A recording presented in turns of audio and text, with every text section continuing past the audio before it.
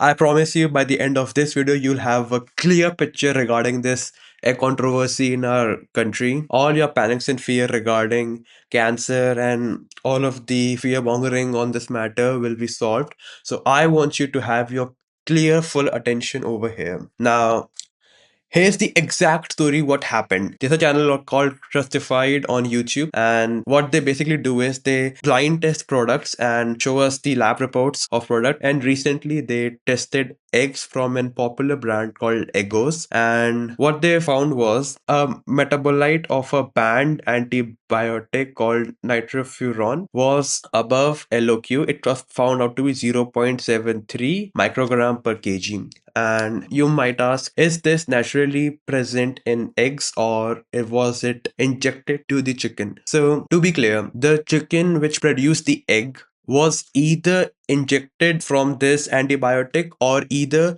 its residues were present in its environment in the poultry or in the barn. So, its residues also remain in the egg. Now, regarding this thing, we are the only country in India where this thing is allowed, whereas in every other country you would see violation because they have zero tolerance regarding this matter. We have an enforcement rule of 1 microgram per kg. So that is why our food authority might not take an action on this matter. But you should definitely ask, if every other country has zero tolerance regarding this, why is our country enforced to 1 microgram? So, what is the truth? Now, here is the entire story of this antibiotic and everything you need to know of its background, of its health effects. So, focus now. This is the thing, nitrofuran. It is a group 3 carcinogen, meaning we have inadequate data to not classify as carcinogenicity in humans. All we have tested this thing is on animals. In animals, we did saw some carcinogenic behavior. From that, we can say that it has the potential to cause same damage in humans. Now, the ban is based on the evidence that nitrofurans can produce carcinogenic residue in animal tissues and milk. Okay.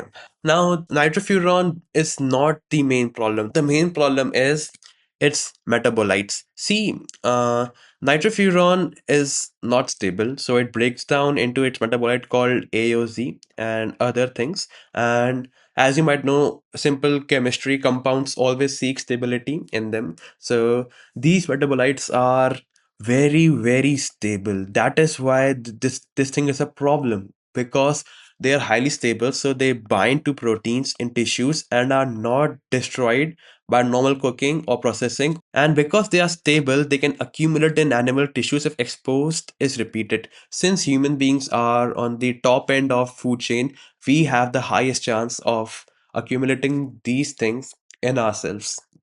And health concerns are linked to chronic long-term exposure at high doses. All right, now this is the study sourced from National Library of Medicine, USA. Just to make you understand in brief, there were two groups of mice and rats. One got the low dose and one got the high dose of nitrofuran. Now, the average of nitrofuran consumed per day was 14 to 16 milligram per kg body weight for low dose and 29 to 33 milligram for high dose animals.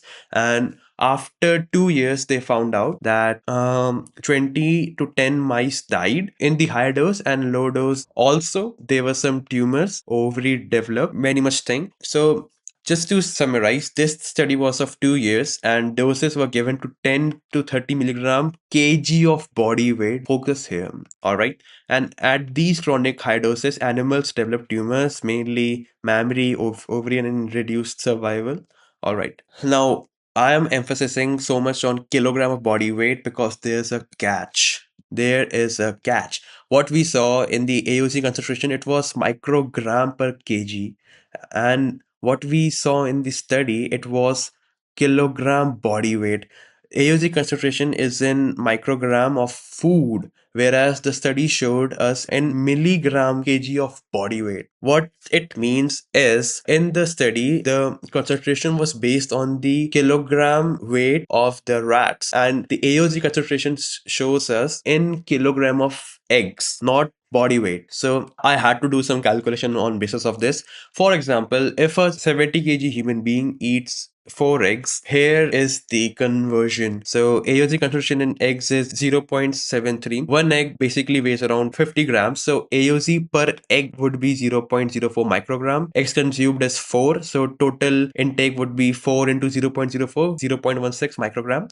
Easy. And then we convert the unit from micro to milli, 0.00016. And the human body weight is 70 kg. So divide this number by 70 and we get the milligram per kg body weight. Then we change the unit to nanogram, so we get nanogram. And just to summarize all of this mess, here's the table. So in the animal tumor doses, it was 10 to 30 milligram per kg body weight, and what we calculated was 0.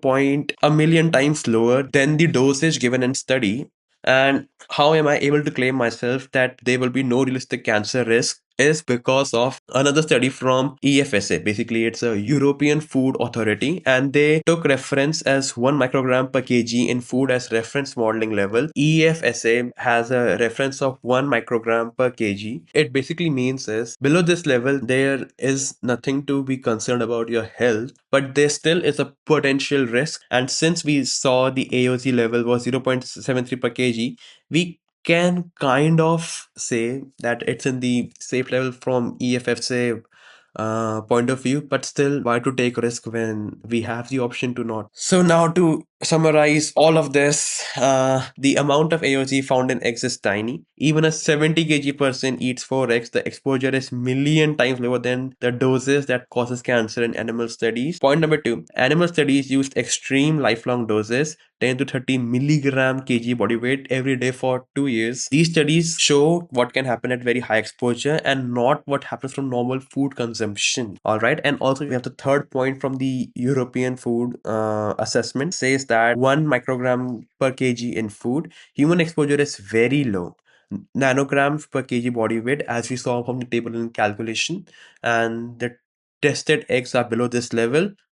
Uh, the tested eggs are below this level, unlikely to pose a health concern. I am not claiming that this might not cause a health concern, but still, this is a very small number and it's basically a residue. Like, it is ideal to not have even this much of risk involved for our health, but the numbers are very low, and this is not an health hazard. This is a regulation failure.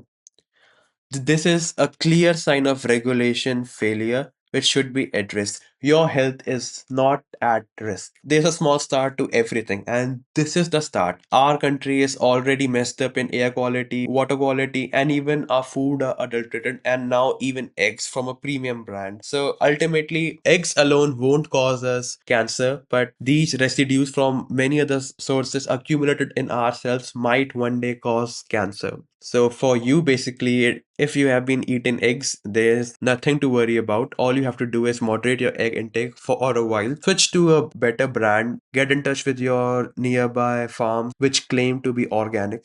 With that, it was the video. I hope you liked it. I put a lot of effort into this one, and I hope that I made some point out of this. With that, drop a comment regarding anything, your doubts, your concerns, your everything, or just a compliment, anything. And with that, it's me, Anshul, signing off. Thanks a lot for watching and keep eating eggs.